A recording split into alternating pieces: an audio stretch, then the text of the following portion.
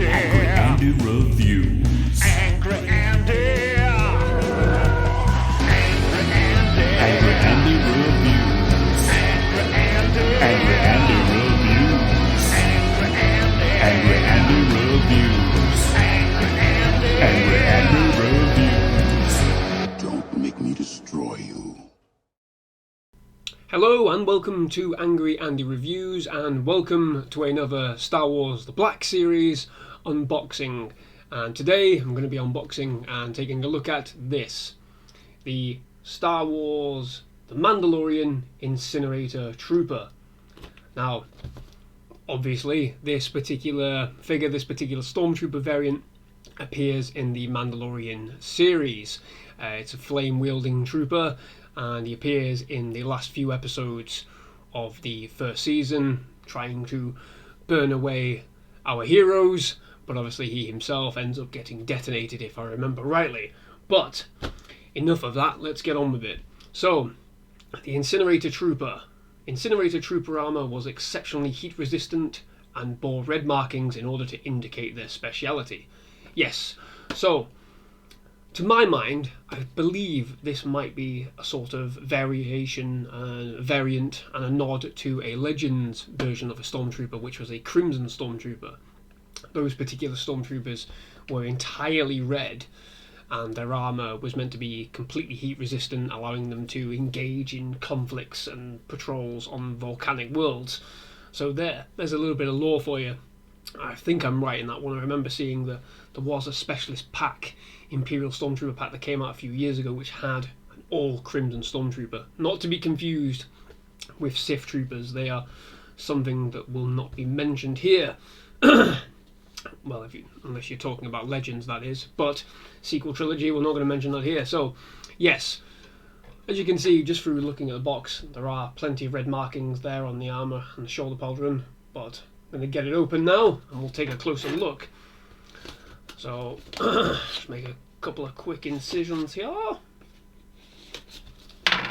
And here we go. Now, obviously, this is in the most recent boxing, so it's the new boxing design. Number three. Number three, that is, go on, speak properly. Number 3 as part of the Mandalorian chain. I don't necessarily agree with them numbering individually per franchise, if you like, per Mandalorian, prequels, Clone Wars, whatever. I prefer the uniform sort of numbering system, but the packaging, I do prefer the packaging. I mean, just look at that artwork. Brilliant. All the new ones that come in these kind of artworks, these new boxes have this brilliant kind of artwork. But there we go, let's get rid of that. There we are, you can see him there. Let's get him away from that bright light. There we are, fantastic. You can see the flame there already. Okay, bear with me, here comes the noisy part. Fabulous.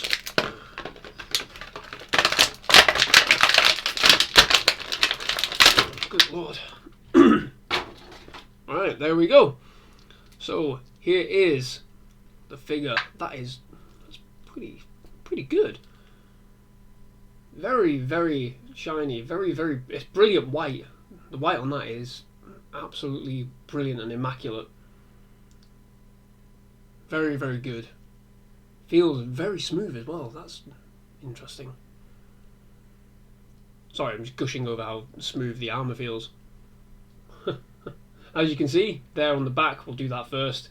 There is sort of like the fuel canister, if you like, for whatever fuel they use to initiate the flame gun, flame turret. They have it sits quite nicely on there. It's already on there, so I don't believe there is any way to take this off. Oh no, there is. There is actually. There's a little bit of a connector there. As you can see, it's coming away there. You can see there, it's just focused in. So you can take off this canister and probably utilise it on a different figure entirely.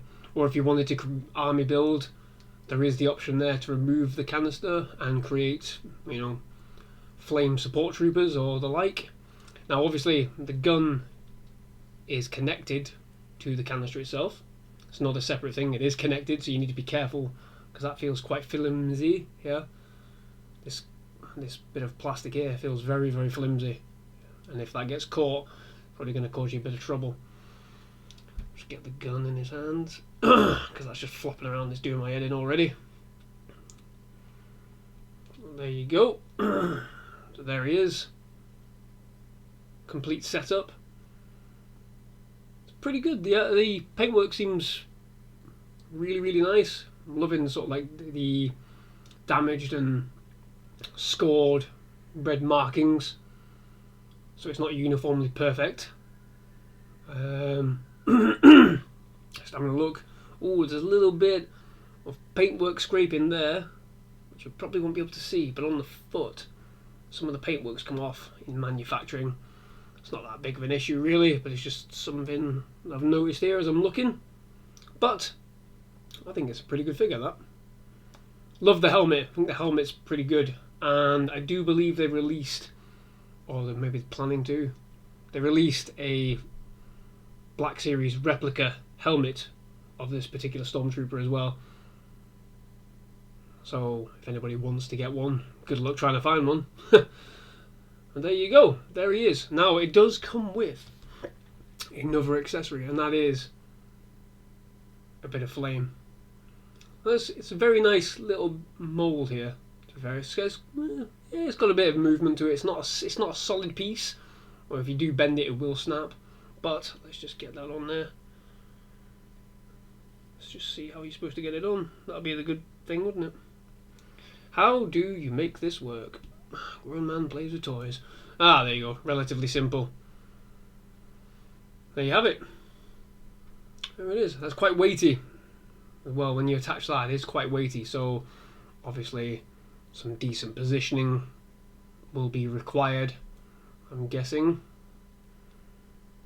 That's something for another day. I'm not even going to attempt to do that now. But there we go. Pretty decent figure, all in all. Perfect for army building, if you like. If you're collecting like I am for the Imperial forces. But there you have it. Pretty solid figure all round. Interesting design as well, so you can't really go wrong there. But there you have it. There is the Incinerator Trooper from the Mandalorian. I chewed on my own tongue there, which was delightful. But there it is, the Incinerator Trooper from Star Wars The Black Series. So that's all I've got to say on this particular figure. I mean, it does look pretty good. I do like the design. I think it stands out quite nice. The shoulder pauldrons are very reminiscent of the Sand Trooper that we've seen before, with the orange sort of detailing on the shoulders. So there's a nice little bit of continuity there in keeping it in line with, you know, what we've seen previously. And I remember rightly, there was also a Mortar Trooper in season 2 of The Mandalorian, which had like a yellow one as well. So it's good. It's interesting to see that they're utilising colours to indicate different squadrons and whatever within the Stormtrooper Corps. So yeah, we'll see what they bring out in the future. But for this particular video, thank you very much for watching. If you did like this particular review or this unboxing, then please do like and subscribe to the channel for more amateurish unboxings and movie reviews such as this. But for the meantime, thank you again. See you next time. Bye bye.